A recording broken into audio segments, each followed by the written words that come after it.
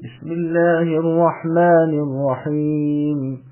شروع کرتا ہوں اللہ کے نام سے جو بے انتہا مہربان نہایت رحم کرنے والے ہیں۔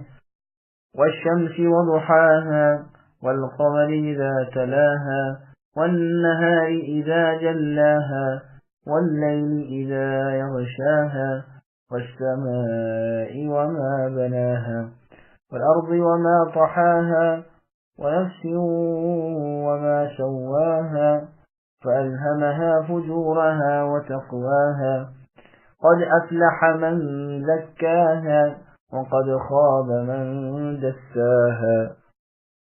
قسم ہے سورج کی اور اس دھوپ کی، قسم ہے چاند کی جب اس کے پیچھے آئے، قسم ہے دن کی جب سورج کو نمایاں کرے، قسم ہے رات کی جب اسے ڈھانپ لے، قسم ہے آسمان کی اور اس کے بنانے والے یعنی اللہ کی، قسم ہے زمین کی اور اسے ہموار کرنے کی، قسم ہے نفس کی اور اسے درست بنانے کی، پھر قسم ہے اس کے دل میں بدی اور نیکی ڈالنے کی۔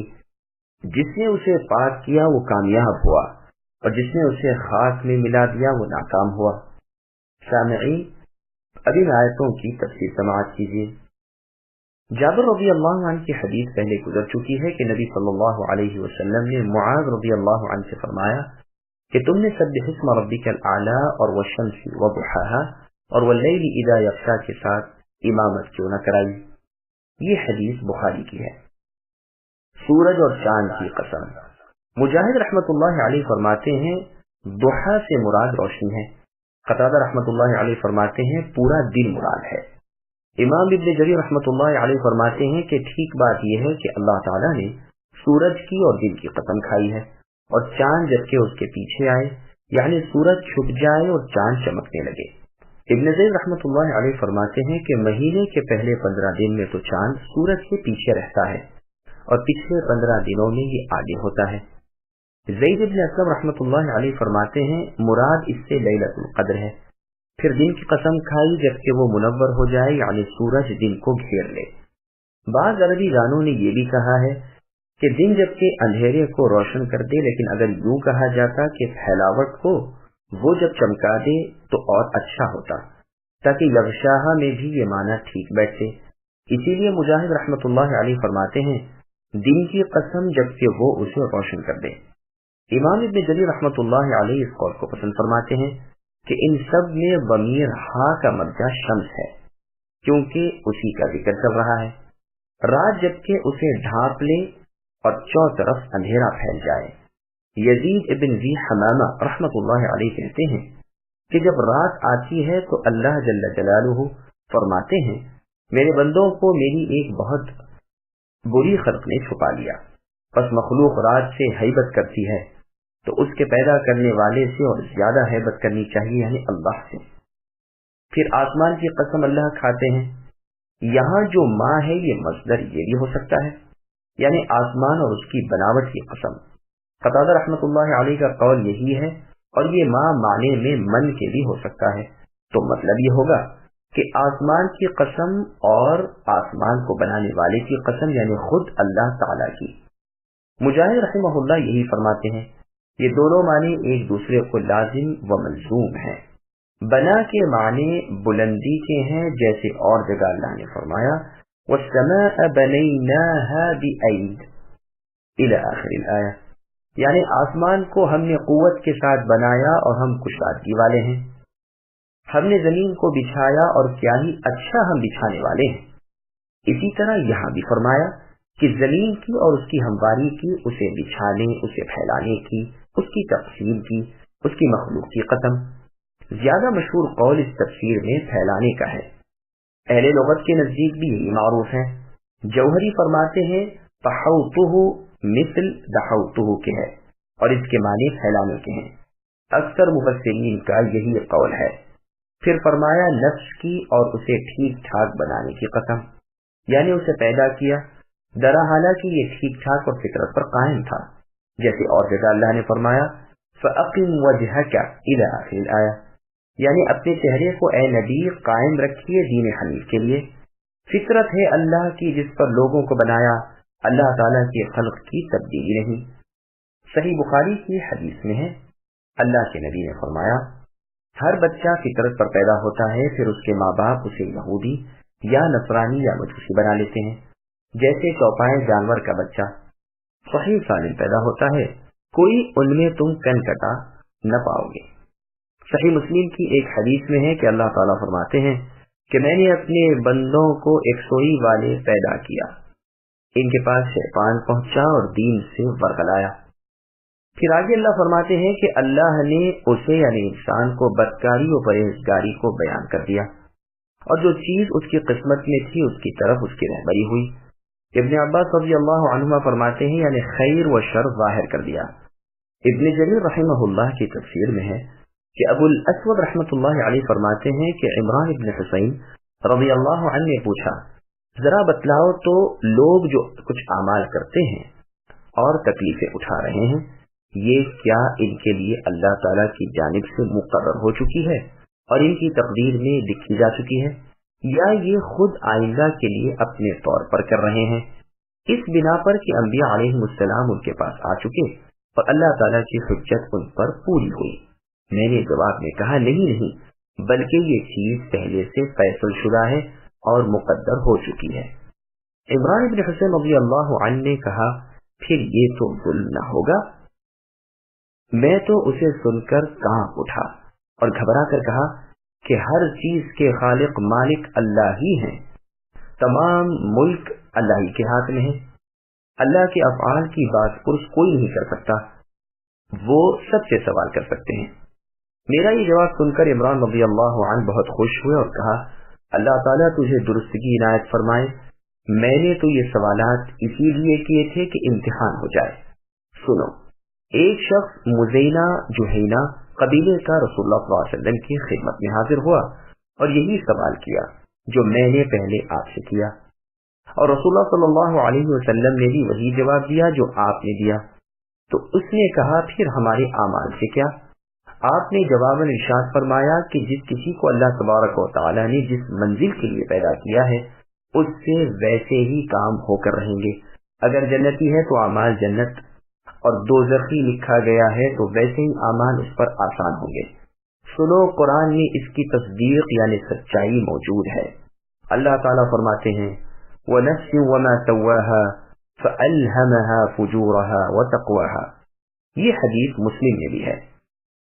تزکیہ نفس یعنی اپنے نفس کی پاکیزگی۔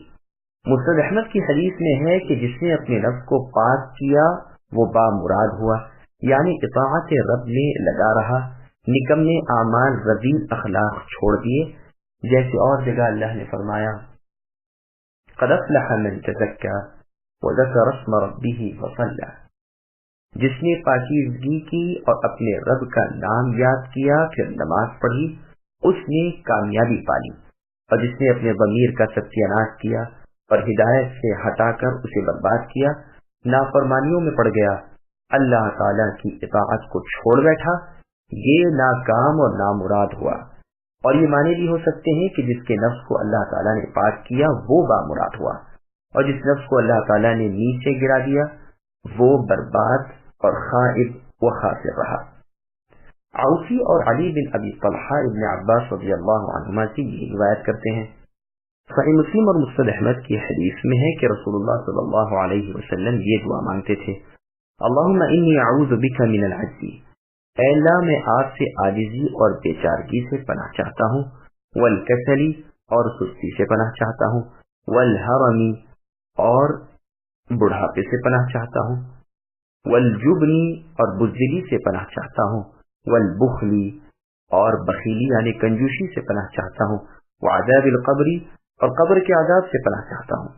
اللہم آتی نفسی تقواها، اے اللہ میرے دل کو اس کا تقوی عطا فرمائیے، وزکیہا اور اسے پاک کر دیجیے، انت خیر من زکاہا، آپ ہی اسے بہتر پاک کرنے والے ہیں، انت ولیہا ومولاہا، آپ ہی اس کے والی اور مولا ہیں۔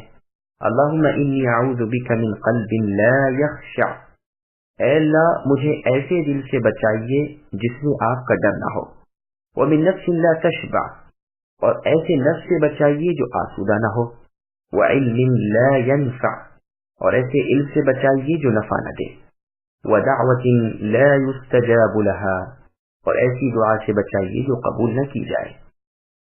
راوی حدیث زید بن ارقم رضی اللہ عنہ فرماتے ہیں کہ اللہ تعالیٰ کے رسول صلی اللہ علیہ وسلم نے ہمیں یہ دعا سکھلائی اور ہم تمہیں سکھاتے ہیں۔ كذبت ثمود بطغواها إذ انبعث أشقاها فقال لهم رسول الله ناقة الله وسقياها فكذبوه فعقروها فدمدم عليهم ربهم بذنبهم فسواها ولا يخاف عقباها۔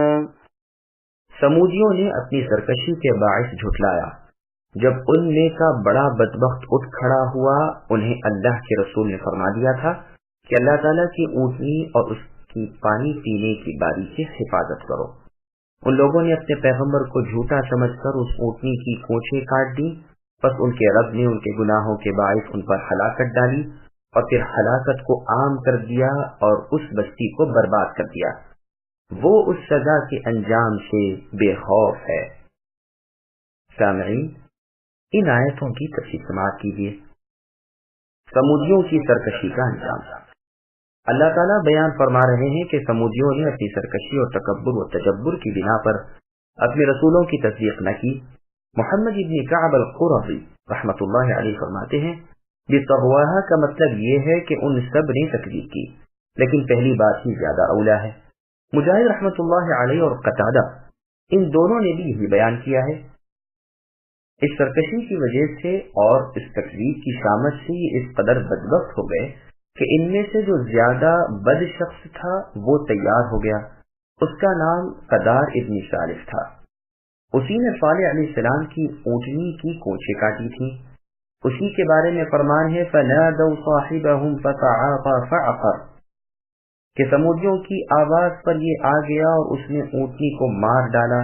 یہ شخص اس قوم میں ذی عزت تھا، ذی نسب تھا، یعنی عزت اور نسب والا، شریف تھا، قوم کا رئیس اور سردار تھا۔ مسند احمد کی حدیث میں ہے کہ رسول اللہ صلی اللہ علیہ وسلم نے ایک مرتبہ اپنے خطبے میں اس اونٹنی کا اور اس کے مار ڈالنے والے کا ذکر فرمایا اور اس آیت کی تلاوت فرمائی اور فرمایا کہ جیسے ابو جمعہ ہے اسی جیسا یہ شخص بھی اپنی قوم میں شریف، عزیز اور بڑا آدمی تھا۔ امام بخاری رحمۃ اللہ علیہ بھی اسے تفسیر میں اور امام مسلم جہنم کی صفت میں لائے ہیں، اور سنن ترمذی، سنن نسائی میں بھی یہ روایت تفسیر میں ہے۔ اللہ تعالیٰ کے رسول صالح علیہ السلام نے اپنی قوم سے فرما دیا تھا کہ اے قوم، اللہ تعالیٰ کی اونٹنی کو برائی پہنچانے سے ڈرو، اس کے پانی پینے کے مقرر دن میں ظلم کر کے اسے پانی سے نہ روکو، تمہاری اور اس کی باریاں بندھی ہوئی ہیں۔ لیکن ان بدبختوں نے پیغمبر صالح علیہ السلام کی نہ مانی، جس گناہ کے باعث ان کے دل سخت ہو گئے اور پھر یہ صاف طور پر مقابلے کے لیے تیار ہو گئے اور اس اونٹنی کی کونچیں کاٹ دی جسے اللہ تعالیٰ نے بغیر ماں باپ کے پتھر کی ایک چٹان سے پیدا کیا تھا، جو صالح علیہ السلام کا معجزہ اور اللہ تعالیٰ کی قدرت کی کامل نشانی تھی۔ اللہ تعالیٰ بھی ان پر غضبناک ہو گئے اور ہلاکت ڈال دی اور سب پر برابر سے عذاب اترا۔ یہ اس لیے کہ احیمر سمود کے ہاتھ پر اس کی قوم کے چھوٹے بڑوں نے، مرد عورت نے بیعت کر لی تھی اور سب کے مشورے سے اس نے اس اونٹنی کو کاٹ ڈالا، اس لیے عذاب میں بھی سب پکڑے گئے۔ ولا یخافو کو فلا یخافو بھی پڑھا گیا ہے۔ مطلب یہ ہے کہ اللہ تعالیٰ کسی کو سزا کرے تو اللہ کو یہ خوف نہیں ہوتا کہ اس کا انجام کیا ہوگا، کہیں یہ بگڑ نہ بیٹھیں۔ یہ مطلب بھی ہو سکتا ہے کہ اس بدکار احیمر سمود نے اونٹنی کو مار تو ڈالا لیکن انجام سے نہ ڈرا، مگر پہلا قول ہی اولا ہے، یعنی اللہ کو کسی کو عذاب دینے پر خوف نہیں ہوتا۔ واللہ اعلم۔ سامعین، الحمدللہ سورۃ الشمس کی تفسیر مکمل ہوئی۔